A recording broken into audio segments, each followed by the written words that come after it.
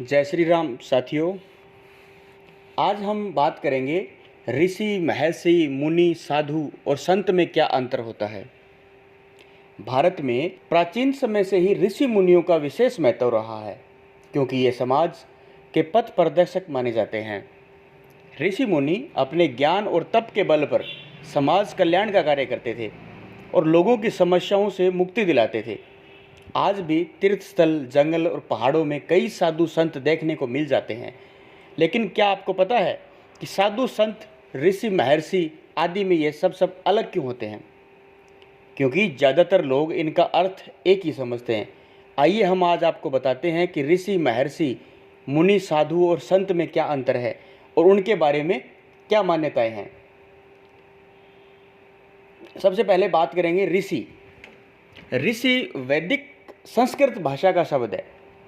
वैदिक रचनाओं के रचयिता को ही ऋषि का दर्जा प्राप्त है। ऋषि को सैकड़ों सालों के तप या ध्यान के कारण सीखने और समझने के उच्च स्तर पर माना जाता है। वैदिक कालीन में सभी ऋषि गृहस्थ आश्रम से आते थे।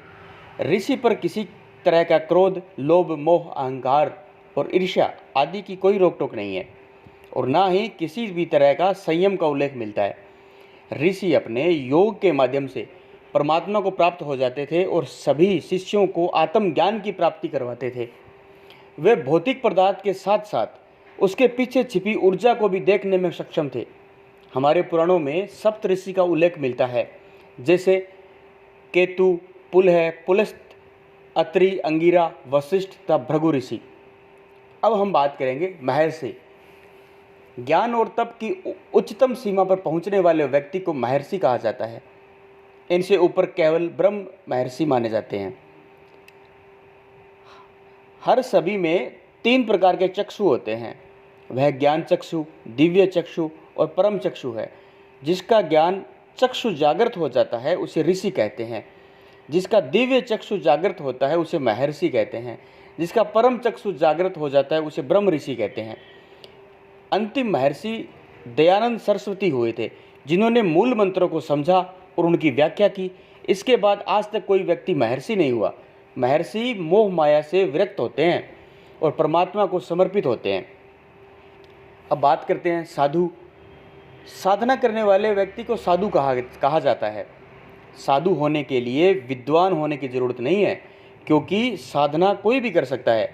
प्राचीन समय में कोई व्यक्ति समाज से हटकर या समाज में रहकर किसी विषय की साधना करते थे और उससे विशिष्ट ज्ञान प्राप्त करते थे। कई बार अच्छे और बुरे व्यक्ति में फ़र्क करने के लिए भी साधु शब्द का प्रयोग किया जाता है। इसका कारण यह है कि साधना से व्यक्ति सीधा, सरल और सकारात्मक सोच रखने वाला हो जाता है। साथ ही वह लोगों की मदद करने के लिए हमेशा आगे रहता है। साधु का अर्थ संस्कृत भाषा में सज्जन व्यक्ति है। इसका एक उत्तम अर्थ यह भी है कि विकार यानी काम, क्रोध, लोभ, मोह, मद को त्याग करने वाला, जो इन सब का त्याग कर देता है वह उसे साधु की उपाधि दी जाती है। संत। संत शब्द संस्कृत के एक शब्द शांत से बिगड़कर संतुलन से बना है। संत उस व्यक्ति को कहते हैं जो सत्य का आचरण करता हो, आत्मज्ञानी होता हो, जैसे संत कबीरदास जी, संत तुलसीदास जी, संत रविदास जी। ईश्वर के भक्त या धार्मिक पुरुष को भी संत कहते हैं। बहुत से साधु महात्मा संत नहीं बन सकते, क्योंकि घर परिवार को त्याग कर मोक्ष की प्राप्ति के लिए चले जाते हैं। इसका अर्थ यह है कि वह अति पर जी रहे हैं। जो व्यक्ति संसार और अध्यात्म के बीच संतुलन बना लेता है उसे संत कहते हैं। संत के अंदर सहजता, शांत स्वभाव में ही बसती है। संत होना गुण भी और योग्यता भी।